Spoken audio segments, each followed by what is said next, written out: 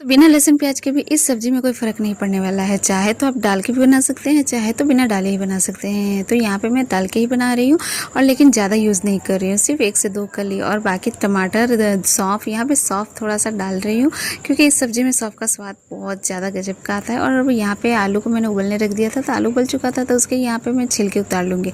एक तरफ कढ़ाई भी मैंने गैस पर गर्म होने के लिए रख दी थी, तो कढ़ाई गर्म हो चुकी थी, तो उसमें कुछ मैं खड़े मसाले डाल दूँगी, जिसमें यहाँ पे तेज़पत्ता, मिर्च और इलायची, लौंग, ये सारा कुछ खड़े मसाले डालने के बाद जो मिक्सी में मैंने मसाले पीसे थे उसे डाल के रेगुलर मसाले डाल दूँगी। हल्दी पाउडर, नमक, मिर्च पाउडर, धनिया पाउडर, कश्मीरी मिर्च पाउडर, जिससे कि रंग भी अच्छा आता है, टेस्ट भी। और साथ साथ मैं ये कसूरी मेथी मैं हमेशा ही रखती हूँ, जो